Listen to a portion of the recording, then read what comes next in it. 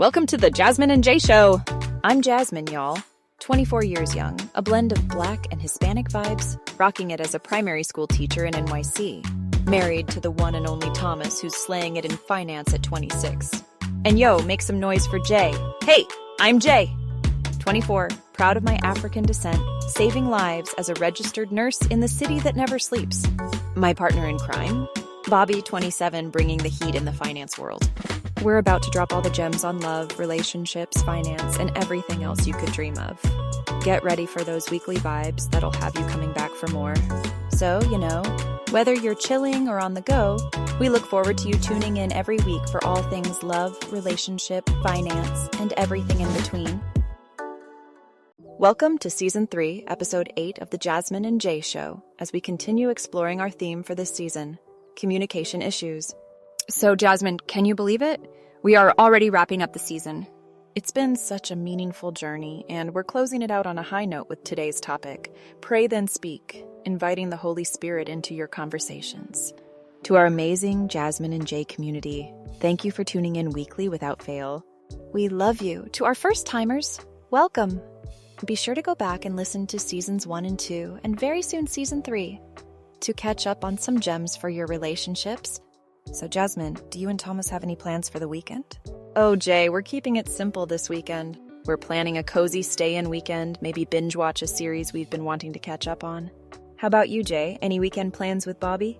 We're thinking of heading out to the countryside for a day trip. A little nature escape sounds perfect to recharge and spend some quality time together. Also, Jasmine, has there been a time when you wanted to say something, but the Holy Spirit convicted you and made you rethink it? Absolutely, Jay. There have been moments where I felt a need to respond quickly or say something in the heat of the moment, but a gentle nudge from the Holy Spirit prompted me to pause and reconsider. Those moments of reflection often lead to more thoughtful and productive conversations, driven by love rather than impulse. So, Jasmine, how does prayer prepare your heart for peaceful and productive conversations in marriage, especially during emotionally charged moments? Let's have that discussion. Jay, prayer is such a grounding force for me. When emotions are running high, taking a moment to pray helps center my thoughts and emotions. It invites a sense of calm and perspective, reminding me that the goal is understanding and connection, not winning or proving a point. Absolutely. Prayer acts like a reset button, doesn't it? It brings clarity and peace, allowing you to approach the conversation with a mindset that's more aligned with patience and empathy. Exactly, and it also opens the door for the Holy Spirit to guide my words and actions. In those intense moments, prayer helps me to better listen and respond rather than react impulsively. It's like aligning my heart with divine wisdom before stepping into the dialogue, right? And it's about creating space for God to work in the conversation, allowing love to lead the way. It's amazing how inviting that divine presence can transform what could have been a conflict into a constructive, loving exchange. Definitely. Making prayer a part of our communication process has deepened the trust and harmony in our marriage, helping us to navigate even the toughest conversations with grace and love. Why is discernment important in communication? And how can we know when it's the right time to speak or stay silent? Jasmine, discernment is crucial because it helps us navigate the complexities of communication with wisdom and empathy. It's about knowing when our words will build up rather than tear down and understanding the context in which they're spoken. Exactly. Without discernment, we might speak from a place of impulse or emotion rather than consideration and care, right? Precisely. It's like having a filter that aligns our intentions with our actions, ensuring that what we say contributes to connection and understanding. Discernment involves being in tune with both our partner's emotions and our own, recognizing when words will be constructive or when silence and listening are more appropriate. And sometimes, silence speaks volumes. A moment of pause can provide space for deeper reflection or allow emotions to settle, making room for more thoughtful dialogue later. Yes, and we can cultivate discernment through prayer, reflection, and active listening. By asking for guidance, we can better understand when to engage and when to hold space for quiet contemplation, creating a more harmonious and loving communication dynamic. For sure. Investing in discernment helps create an atmosphere where both partners feel valued and heard, regardless of whether words are shared or silence is embraced. It's a continuous journey of learning to speak with love and listen with intention. So, Jasmine, what does James 3 teach us about the power of our words? And how can we ensure our speech is led by the Holy Spirit instead of hurt or pride?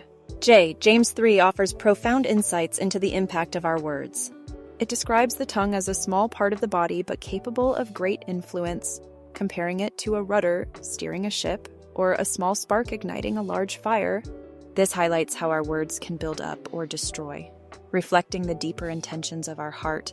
Exactly, and it serves as a reminder of the responsibility we carry with our speech. When emotions run high, it's easy to let pride or hurt take the lead, but James calls for mindfulness and intentionality. Yes, actively inviting the Holy Spirit to guide our speech is key.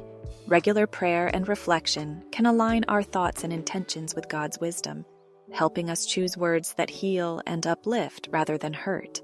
And practicing humility is important too, acknowledging that none of us are perfect, but striving to communicate in ways that reflect love and grace can transform interactions, especially during conflicts.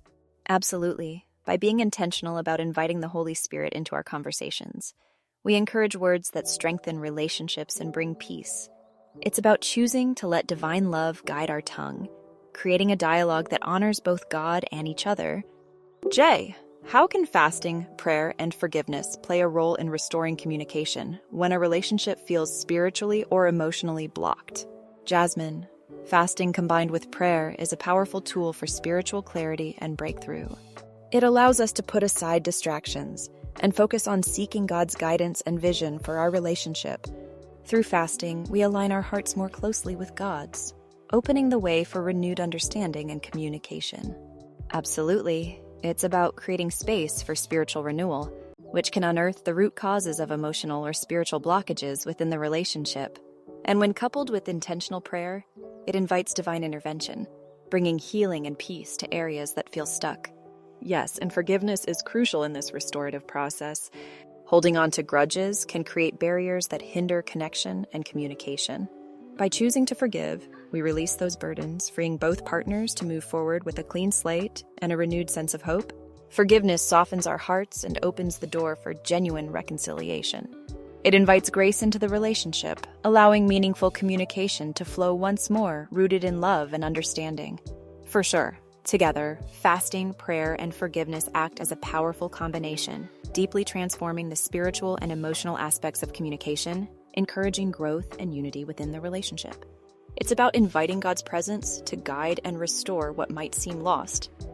Let's conclude this episode with what we've learned. During this episode, we discovered that prayer prepares your heart before hard conversations. We learned that discernment helps you know when to speak and when to wait. James 3 reminds us to tame the tongue and let our words reflect God's heart. Finally, we realize that sometimes fasting, prayer, and forgiveness are the keys to restoring what words alone cannot restore.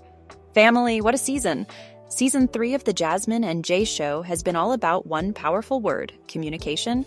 Whether you're newly married, years in, or even preparing for that I do, this season gave us tools, truths, and transformative insights to help you speak with more purpose, peace, and power.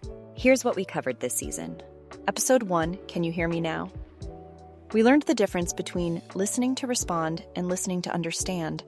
Episode 2, Say It With Love, explored how timing and delivery impact how truth is received. Episode 3, The Silent Killer, dove into the effects of shutting down instead of speaking up in a relationship. Episode 4, You Ain't My Mama, taught us about communicating boundaries without controlling each other. Episode 5, He's Not a Mind Reader, Sis, challenged the idea that if they love me, they should know, and helped us learn to communicate our needs clearly. Episode 6, Lost in Translation, focused on love languages and how they affect communication. Episode 7, Submission, Silence, or Strength, tackled biblical communication roles in marriage without falling into cultural confusion. Finally, Episode 8, Pray Then Speak, reminded us that spirit-led communication is the foundation of the kingdom. Please remember to like, share, subscribe, and leave a comment. Let us know which episode spoke to you the most this season. Until next time, pray before you speak, love with intention, and keep building kingdom communication. We'll see you in Season 4 of the Jasmine and Jay Show! Thank you so much for tuning in to the Jasmine and Jay Show. We really, really hope you enjoyed this episode. And don't forget to like, share, and drop a comment or question. We're all ears. See you next week for more vibes and good times. Keep shining bright.